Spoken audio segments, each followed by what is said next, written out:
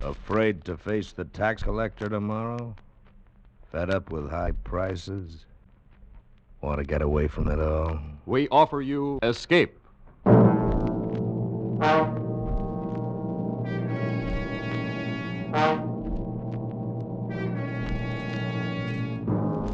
You have shipped aboard a South Sea schooner with a ghost of its dead captain in command. A ghost who shoots guns, resurrects the dead, creates a terror from which you cannot escape.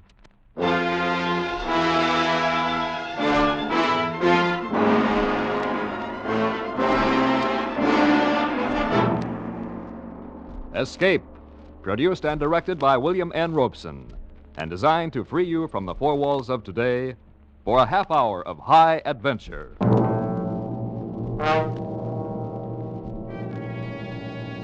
Tonight we escape across the limitless horizons of the South Seas in Alfred Noy's version of a classic legend of blue water, The Log of the Evening Star.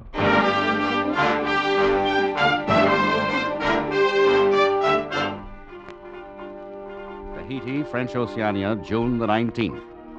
The sailing schooner Evening Star, reported missing since the 1st of April, today was discovered 100 miles west of here, drifting about in a dead calm, with all sails set, but not a soul on board. The ship, when found, was well stocked with food and water, and all three of her small boats were still present. The sun-baked body of the ship's cat was lying in the bow, and the mess table in the crew's quarters had been laid in preparation for a meal which was never served. Otherwise, everything aboard seemed to be in order, and no solution can be offered to explain the whereabouts of the 12 persons who sailed on her from San Francisco. It appears that the fate of the Evening Star will remain permanently one of the weird and unsolved mysteries of the sea.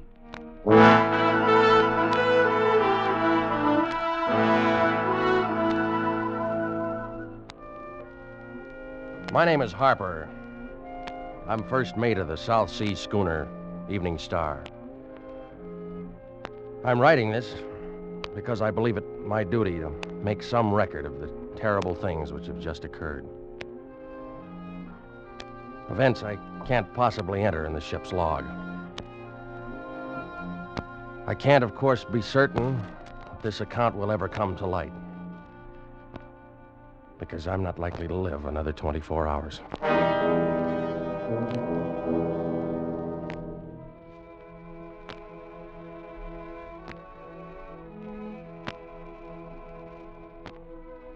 I guess I should have been able to see it 3 weeks ago, on the day we sailed from San Francisco. But I didn't. I remember I was standing on the deck of the Evening Star, talking to Cato, the cook, while we waited for Captain Burgess to come aboard. We were due to sail in a half hour. Where you think we go on this trip, Mr. Harper? Oh, I don't know, Cato. Marquesas first, then Tahiti, maybe on to Australia. It's good to leave port. It's better on open sea. You said it. Will seem very strange this trip without Captain Darrell. Yeah. We'd had the same gang together for over 2 years. Hmm. Some Kanakas, and the crew, you and I and Burgess. Darrell. Hard to believe he's been dead 4 months now, isn't it? Yes. Captain Darrell was proud man. Was good captain. Mm-hmm. It's too bad he died. Yep. Well, Burgess will make a good skipper, too. He was all right as first mate.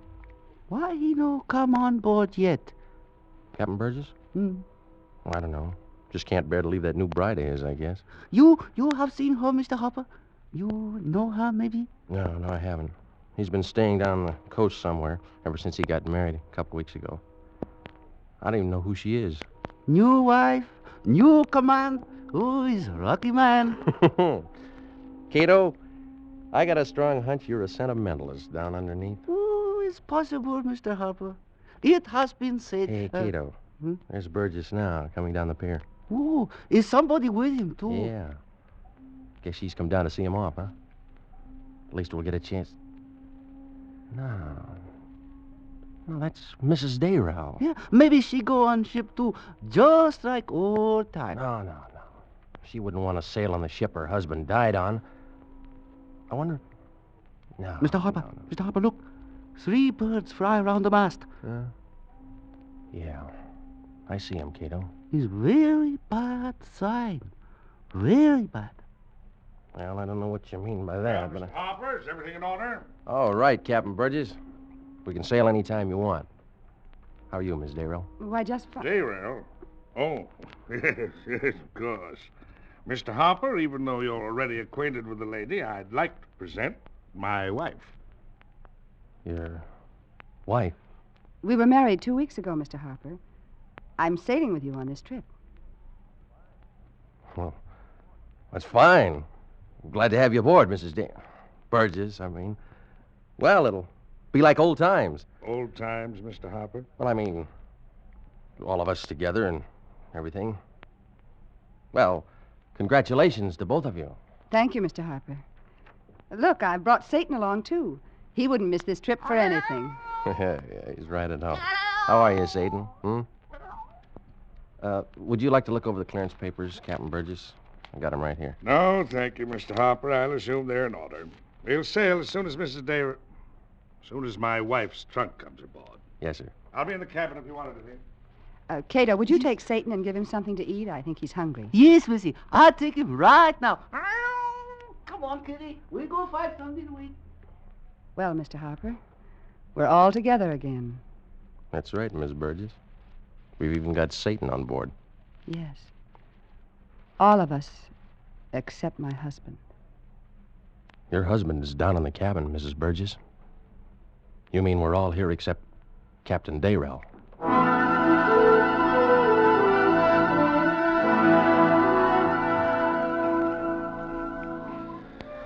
Well, once out at sea, things straightened out a little, the way they always do.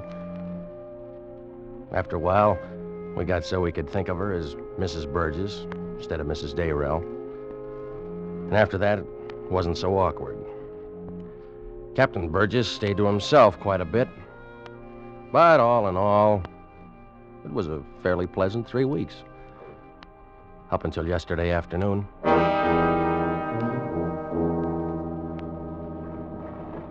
I was standing in the bow, smoking, watching a school of dolphins skip out of the water when Mrs. Burgess came up behind me. Mr. Harper, I wonder if I could speak to you a moment. Of course, Miss Burgess. I'm terribly frightened. You're frightened? What about? Is he around anywhere? Is who around? My husband. I don't want him to hear me. What? Now, Mrs. Burgess, I can't listen to No, that. please. You're the only one I can turn to. We're all in terrible danger, you know. Danger? What are you talking about? Mr. Harper, do you have any reason to think my husband may be not quite himself? Not quite himself? In what way? Do you think he may be insane? Of course not. Yes, but you don't understand. I understand one thing, Mrs. Burgess. I'd better get back to my duties. I quite agree with you, Mr. Harper. Captain Burgess. I believe you really should stay in the cabin, my dear. It's far too windy for you up here in the bow. Yes. I was just going. I'm going right now. She has a rather delicate throat, Mr. Harper. Catches cold easily. Used to be a singer, you know. Yes, sir, I know. Oh, yes. Yes, of course you do. Well, don't pay too much attention to anything my wife might say, Mr. Harper. She's upset. Just don't pay any attention to her. Something was wrong, all right. No question of that. But I couldn't figure what. I couldn't think of any terrible danger. It seemed more likely it was Mrs. Burgess who was not quite herself. Well, anyway, the whole business didn't make much sense, so I shrugged it off and forgot about it. For a couple of hours.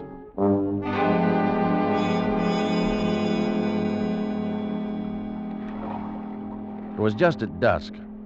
Most of the crew was below decks. I was sitting on the after hatch, scratching the ears of Satan, the ship's cat.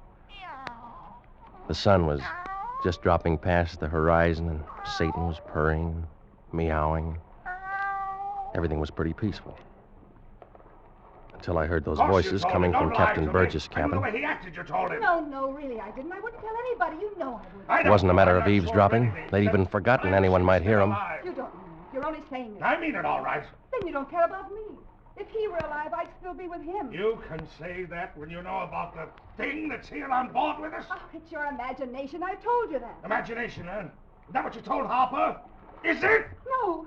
Don't. Answer me! Let go. Look out, please. Satan. Now, this is what he wants me to do. Captain Burgess! Captain Burgess! Yes, Mr. Harper. What is it? I wondered if you wanted Cato to bring your dinner here to the cabin, sir. No, Mr. Harper. I'll eat at the wheel. Yes, sir. Going aft now. Tell him to bring it up right away. All right, Captain Burgess. Mr. Harper, listen carefully. You've got to help me. All right. How? Meet me on the afterdeck as soon as it's dark, in an hour if I can get away from him. Did you want something else, Mr. Harper? No, sir. Nothing else, Captain. Then suppose you go about your duties. But your wife, sir. Doesn't she want something to eat? She does not, Mr. Harper. She's indisposed. She does not wish to be disturbed. Is that perfectly clear?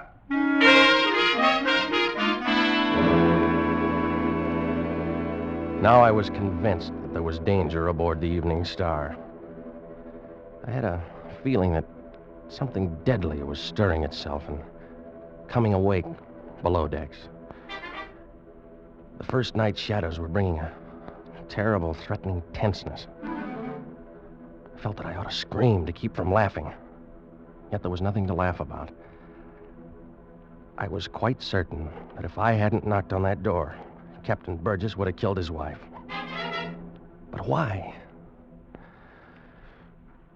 Well, I hadn't found any sensible answer by the time Cato brought a tray of food to my cabin. Good evening, Mr. Harper. Oh, put it there on the chart table, will you? Thank you, Mr. Harper. How's it look on deck, Cato? Oh, Dick, I do not understand you, Mr. Harper. I mean, well, is it dark yet? Oh, it's get dark soon, I think. And I think, too, tonight is not good night. What do you mean by that? Is something bad on board ship, Mr. Harper. I no understand what. I no see it, I no hear it, but inside I sense it all the time grow bigger. Well, that's your imagination, Cato. Is imagination bother you too, Mr. Harper? This morning, 3 birds fly over ship together. All day I burn much incense. Again, tonight, 3 birds fly over ship together. Well, what about it? Is a sign of death, Mr. Harper. Tonight on this ship, somebody die. You like something else, maybe? No. No, Cato, that's all. Thank you, Mr. Harper. Good night, please. So, I wasn't the only one on board who was feeling something was wrong. I wondered if Cato knew any more of what was back of it than I did. You couldn't tell by looking at him. He could be busting with joy or scared half to death. And that face of his would never show either one. Anyway, 10 minutes later, I was out on the dark fantail, watching the moon cast shadows from the rigging. After a while, I heard her calling my name. Mr. Harper! Mr. Harper! Here I am, Miss Burgess. Oh, thank heaven. Where's the captain? I don't know. He didn't come back to the cabin. All right. Now, suppose you tell me what it's all about and talk fast. I don't know what it's about, Mr. Harper. Not really. I only know that my husband has gone insane. Now, you told me that earlier. What makes you think so? Oh, he tried to kill me. Yes, I know. Why? Because of last night. He came into my cabin and woke me up. He was trembling, white as a sheet. But why? He said he'd just seen Captain Dayrell on deck. Dayrell, but he's... Yes, he died 4 months ago. I told him he imagined it. He keeps talking about it. He says Captain Dayrell has come back to punish us. Punish you? For what? Well, for not waiting longer to get married. Oh, you've got to do something. Well, if I use force, Mrs. Burgess, It's the same as mutiny. Yes, but he's insane. He may do anything. Yes, you're right there. I don't know, but what... Wait. Hmm? There by the mast. Look! It's Dayrell. No! Oh, no! There wasn't any doubt about it. The moonlight behind him threw his shadow toward us on the deck. And he had on that tall, peaked cap and the white muffler he'd always worn when he was alive. He didn't move, didn't say anything. Just stood there, looking at us. No! Please! Miss Burgess! No! Before I could stop her, Miss Burgess turned and ran for the rail and jumped overboard. One of the Kanakas saw her, grabbed a life preserver, and went in after her. I ran to the longboat hanging in the davits at the port rail. What happened, Mr. Harper? I don't know. Let's get this boat in the water. Mrs. Burgess is overboard along with one of the boys. Did you see anything on deck? What I see, I don't believe. All right, come on, move. Here, take the oars. Schooner's not got much steerage way, so they shouldn't be far astern. Come on, come on. Hey, somebody's shooting on deck. All right, never mind. Keep rowing, will you? We'll find out about it later. We've got to pick up those two before they go under.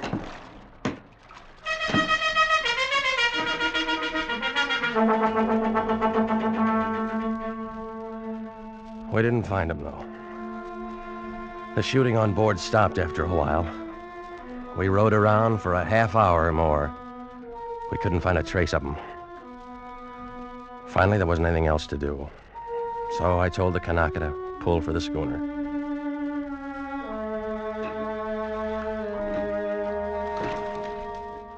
We were about 10 yards away from the side when Mr. Harper, look.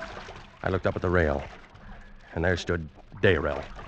He didn't say anything, just stood there. He had a gun in his hand. Dayrell, what are you trying to do? Grab that oar, Joe. We gotta get away from him. Joe, I said... Oh!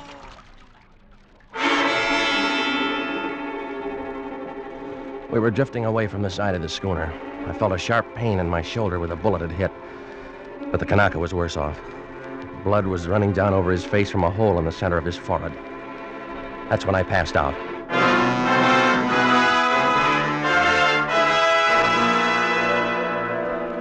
When I came to, it was broad daylight. The boat was I was lying and was bumping up against the side of the schooner. And Captain Burgess was calling down to me from the rail. Mr. Harper, are you alive? I'm all right, Captain Burgess. It's been a horrible night, Mr. Harper. But it's all right now. Can you help me aboard, sir? Yes. Can you lift up your arms? Yes, sir. Here. Easy now. Cato, give me a hand here. Careful now. All right. There. It's a pretty bad wound. I'm kind of weak. Guess I lost a lot of blood. Sorry about your wife, sir. We couldn't find her. I know. There's only 3 of us left alive on board now, Mr. Harper. You and I and Cato here. What happened? You may not believe it. It was Captain Dayrell. Yes, I saw him. Got a hold of the ship's guns and killed the whole crew. Locked me in the cabin while he did. But he's dead, Captain Burgess. We buried him at sea 4 months ago. No matter. He's come back now, Mr. Harper. It's his ship, the Evening Star is, and he wants it. No, it's not possible. The man is dead. That's what his wife... my wife said when I told her I'd seen him. Said I was crazy. I think she knows better now. Maybe we could search the ship. Cato and I went through it at daylight this morning. We found nothing. Well, there has to be some explanation. There is. The wicked shall be punished for their sins. What do you mean by that? Nothing, Mr. Harper. Nothing at all. Well, I was his friend. Always thought a lot of Captain Dayrell. You know that, don't you, Mr. Harper?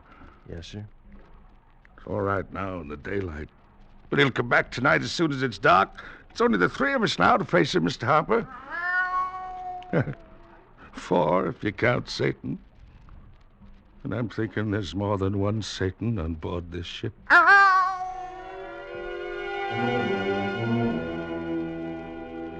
They helped me to the bunk in my cabin and left me there. That was about noon today. I could tell by the look on Captain Burgess' face that, well, it was pretty certain I wasn't going to live. That's why I decided to write this account. Try to set down everything that happened. In a way, this is the real log of the Evening Star. even if it doesn't make much sense. Anyway, right after sundown, Cato brought me in a tray of food. How do you feel now, Mr. Harper? Oh, I guess not too bad, Cato. You like something to eat, maybe? Later, maybe. You can leave it there, huh? Yes, but you eat now. Later, I think we all dead. Has anything happened yet? It's not dark yet. When it's dark, then he come. Yeah. Where's Captain Burgess? I no see him. He's hide somewhere, I think. Cato, all those who were killed last night, what happened to their bodies? He's buried in sea. This morning I helped Captain Burgess. You like something else, maybe? No thanks, Cato. Then I go burn much incense, make peace with many gods. For last time now, I think. Goodbye, Prince. I lit the lamp over the bunk, and I lay there for a long time. I don't know how long. I didn't know where Captain Burgess and Cato were, or what they were doing. I kept waiting to hear the sound of shooting. Kept lying there, dreading it. And then gradually, I began to realize that somebody was singing on board, way off. And I knew that voice. I'd heard it somewhere before, singing the same song. It was Mrs. Burgess.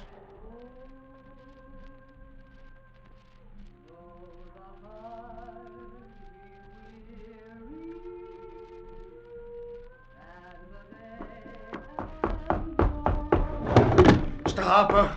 Mr. Harper, do you hear it? I hear it, Captain Burgess. What in the name of heaven's going on? It's her. She's come back, too. She's in there with him now in the cabin. Oh, that's impossible. She drowned last night. She's dead. They're both dead, but they've come back.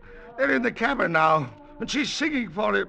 She never sang for me, Mr. Harper, but now she's singing for him. Come, Mr. Harper, you've got to help me. I tell you, they're both in the cabin right now. Yes, sir. I don't know. Oh, you're too weak. I forgot. I'll go alone. I'll stop them somehow. I've got to stop them. I pulled myself up in the bunk and I put my feet on the floor. Weak or not, one way or another, I had to get to that cabin. I managed to stagger outside onto the deck. Captain Burgess had disappeared somewhere, and there was no sign of anything moving there in the moonlight, except Satan the cat, who came up and rubbed against my ankles. The singing had stopped, and the ship was quiet. I made my way forward, and finally was looking through the skylight, down into the captain's cabin. One lamp was lit. Its light fell on the hunched figure that strode about the cabin, cap pulled down low, hands sunk in his pockets, all the old familiar gestures. It was Captain Dayrell, and he was alone.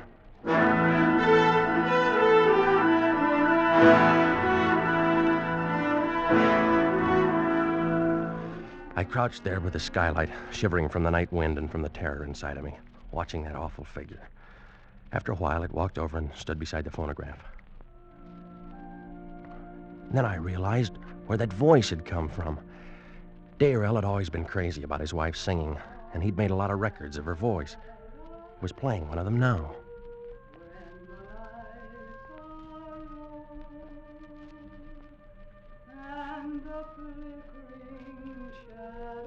The song went on, and he paced back and forth.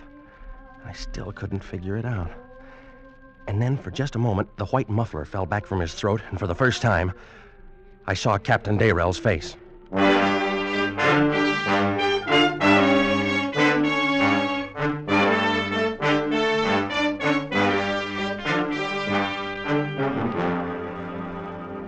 I'm not sure how I managed to stumble back here to my cabin.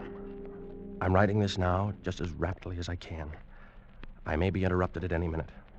If that happens, I'll try to slip it behind the map here on the cabin wall in the hopes that it may be... I can hear him coming now. Whoever may read this, please try to get word to my family in San Francisco.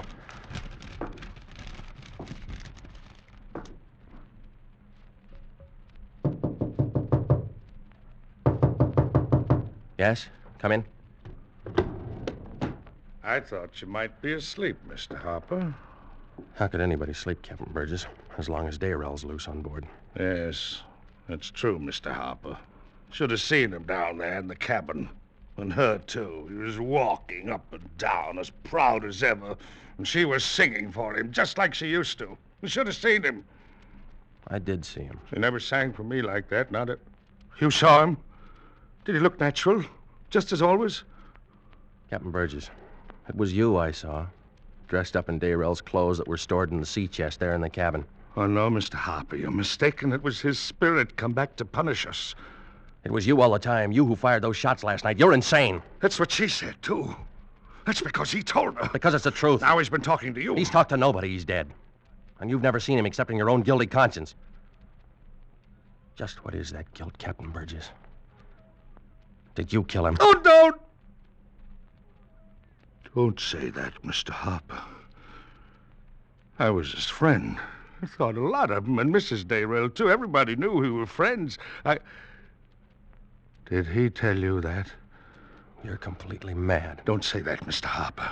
I've got to save you from him. He talks to you, and you're weak, and you can't run away. I've got to save Captain you. Burgess, put on that gun. Don't! Got No, to don't! save you! Got to go someplace where he can't find us, Mr. Harper. Go up deck. I'll take you, Mr. Harper. Come on. Don't worry. I'll save you from him. It's his ship, everything on it, and he wants it back. We've got to give it to him, Mr. Harper. Got to let him have it. Got to get off the ship. Captain Burgess, what has happened? It's you! Dayrell! Go away! It's no Captain Dayrell. It's me, Cato. You can't stop us, Dayrell. I'll show you. No! You see, Mr. Harper? I killed him. Dayrell. Now he can't stop us. There he is again. There by the mast. See him, Mr. Harper? He's coming this way. He won't stop. Got to get away. Got to save you, Mr. Harper. Here's the rail. I'll help you. There! See? He's gone, Dayrell. Now, there's just me. And I'm going, too. You see, it's all yours now, the Evening Star, just like you wanted it. No, stay back. I'm going.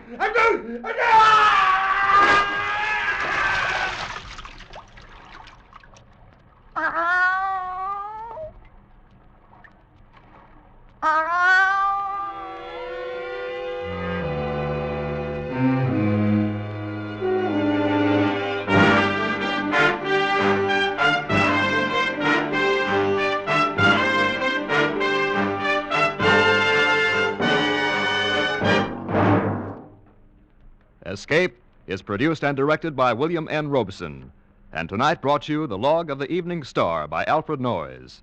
Adapted for radio by Les Crutchfield, with Jack Webb as Harper, Alan Reed as Captain Burgess, Gail Page as Mrs. Burgess, Louis Van Ruten as Cato and the Cat, and Pinto Colvig as the Conica.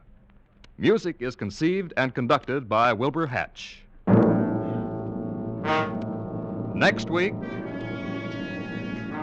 When you're tired out from doing nothing all weekend, when Blue Monday stares you in the face, next week at this time when your problems seem just too much for you, we offer you Escape.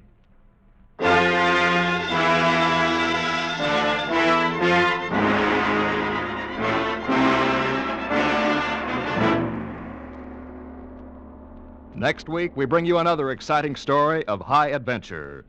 Good night, then, until this same time next week, when once again we offer you Escape.